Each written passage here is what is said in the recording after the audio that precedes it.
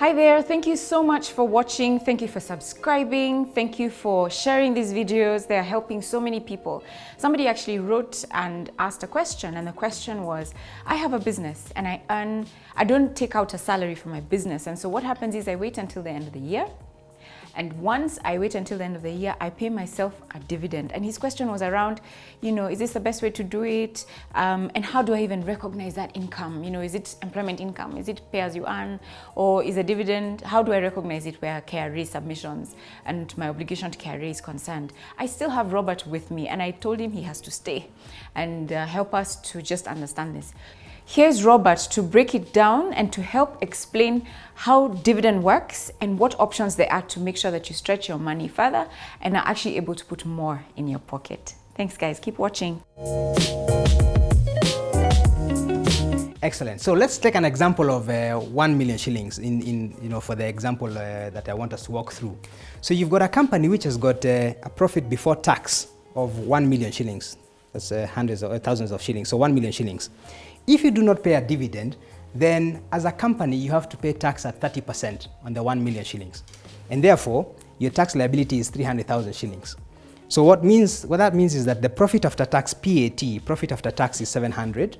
And then we want to distribute the entire 700,000 shillings as dividends. So dividends are subject to 5% withholding tax, which is 35,000 shillings, which is deducted from the 700,000. Now, what that means is that the money in your pocket after you pay dividends is 665,000 shillings. That's assuming that you do not pay anything as a bonus. Now, let's take an example of where you still earn the 1 million shillings, but you pay the entire amount as a bonus. So again, profit before tax for the company, 1 million shillings. You decide to be good to yourself, pay yourself a bonus of 1 million shillings. Therefore, the profit after tax for the company will be 0.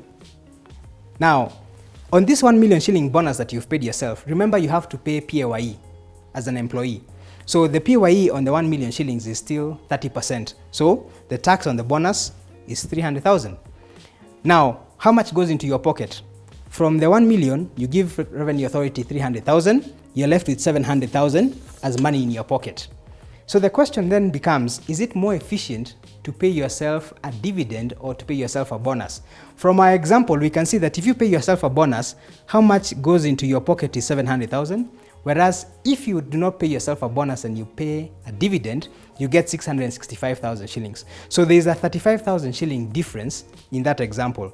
So therefore, if you're a director and you're thinking about tax planning and these numbers, the 1 million becomes a bigger number, 10 million for example, you can start seeing that the tax saving or the tax differential can be significant. If you're getting a bonus of 100 million, as some people might get, then you're talking about a tax differential of 3.5 million shillings, depending on how you want to treat that.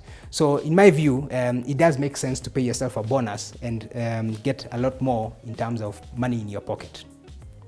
Thank you so much, Robert. That was crystal clear. I don't know about you guys, but for me it was just fantastic to be able to understand the difference between taking out a dividend and taking out a bonus. But I have a question. Can anybody take out a bonus? If I'm a shareholder of this business, can I take out a bonus? And that's an important question there you have, Rina. So for you to get a bonus, you have to be an employee. That's critical. So you've got to look at yourself and ask yourself, am I an employee or do I fit an employee? Do you have an email address, for example? Do you have a contract? Do you have a cell phone bill which is paid by the company, by your business? And if the answer to that is yes, then certainly a bonus is a viable option. Okay, so as much as you can, if let's say it's an entrepreneur who is partners with his wife, but he runs this business as an aside, which I suspect the guy who asked the question, that was his situation. Mm-hmm. It's obvious he's the only employee, right? He can prove that there's nobody else who works in this business. Exactly. So if he can prove, those indicators of employment that we're talking about, then there's absolutely nothing wrong with paying a bonus. A bonus. Yeah. Yeah, that's fantastic. So thank you guys so much for watching. It has been very helpful even for me to just understand these taxation issues. You know, some of the things that you can't just ignore and live unless you're and actually losing quite a lot of money and not efficiently stretching your money. And that's really what we're about. How do you stretch your money further, and how do you leave more in your pocket so that you're able to invest and grow your wealth? If you have any additional questions, please don't hesitate to ask. Send me an email, send a WhatsApp message on the number below. And you know, Robert has promised that if anybody has a question that is complex that I cannot answer, he will be at hand to help me answer it. And if he has to come back, he will. He works for KPMG. He's director for tax and regulatory. And yes, he is, you know, an expert. He's a lawyer, he's an accountant, and a consultant in these matters. I hope I'm not pumped you up too much. He's a friend, so please just understand. I know you're out there and you're wondering, why didn't Rina call me to do this?